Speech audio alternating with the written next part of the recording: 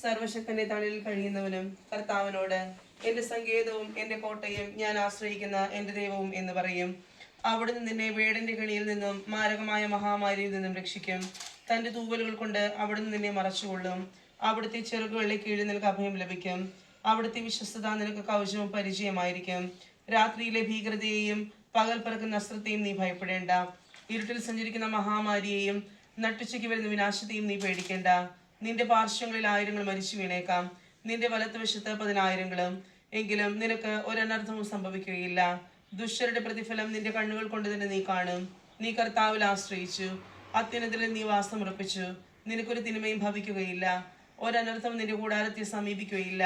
നിന്റെ വഴികളിൽ നിന്നെ കാത്തുപാലിക്കാൻ അവിടുന്ന് തന്റെ ദൂതന്മാരോട് കൽപ്പിക്കും. നിന്റെ പാദം കല്ലിൽ തട്ടാതിരിക്കാൻ അവർ നിന്നെ കൈകളിൽ വഹിച്ചുകൊള്ളും. സിംഹത്തിന്റെയും അണലിയുടെയും മേൽ നീ ചവിട്ടി നടക്കും. യുവസിംഹത്തെയും സർപ്പത്തെയും നീ ചവിട്ടി മെതിക്കും. അവൻ സ്നേഹത്തിൽ എന്നോട് ഒട്ടി നിൽക്കുന്നതിനാൽ ഞാൻ അവനെ രക്ഷിക്കും. അവൻ എൻ്റെ നാമം അറിയുന്നതുകൊണ്ട് ഞാൻ അവനെ സംരക്ഷിക്കും. അവൻ എന്നെ വിളിച്ചപേക്ഷിക്കുമ്പോൾ ഞാൻ ഉത്തരമരുളും. അവന്റെ കഷ്ടതയിൽ ഞാൻ അവനോട് ചേർന്ന് നിൽക്കും. ഞാൻ അവനെ മോചിപ്പിക്കുകയും മഹത്വപ്പെടുത്തുകയും ചെയ്യും. ദീർഘായുസ് നൽകി ഞാൻ അവനെ സംതൃപ്തനാക്കും. എന്റെ രക്ഷ ഞാൻ അവന് കാണിച്ചു കൊടുക്കും.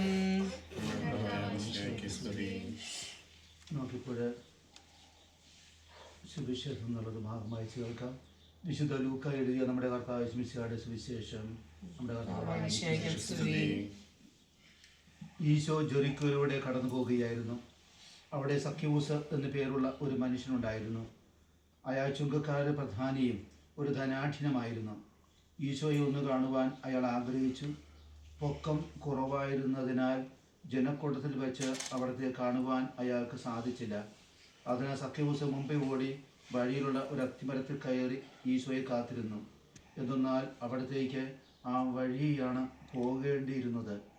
ആ സ്ഥലത്തെത്തിയപ്പോൾ അവിടുന്ന് മുകളിലേക്ക് നോക്കി, സക്യൂസ് വേഗം ഇറങ്ങി വരിക, ഞാൻ ഇന്ന് നിന്റെ വീട്ടിൽ താമസിക്കാൻ വരികയാണ് എന്ന് അവിടുന്ന് അരുളി ചെയ്തു. സക്യൂസ് ഉടനെ താഴെ ഇറങ്ങി സന്തോഷപൂർവ്വം അവിടുത്തെ സ്വീകരിച്ചു. കണ്ടു നിന്നവർ ഇയാൾ ഒരു പാപിയുടെ ആതിഥ്യം സ്വീകരിക്കുന്നുവല്ലോ എന്ന് പുച്ഛഭാവത്തിൽ സംസാരിച്ചു. സക്യൂസ് അതൊന്നും ഗവനിക്കാതെ അവിടുത്തെ പറഞ്ഞു, കർത്താവേ, എൻ്റെ വസ്തുവിൽ പകുതി ഞാൻ ദരിദ്രർക്ക് ദാനം ചെയ്യുന്നു. എന്തെങ്കിലും വഞ്ചിച്ച് എടുത്തിട്ടുണ്ടെങ്കിൽ 1/4 ഞാൻ തിരികെ കൊടുക്കുന്നു. അപ്പോൾ ഈശോ അരുളി ചെയ്തു, ഇന്ന് ഈ ഭവനം രക്ഷ പ്രാപിച്ചിരിക്കുന്നു. പ്രിയപ്പെട്ടവരെ,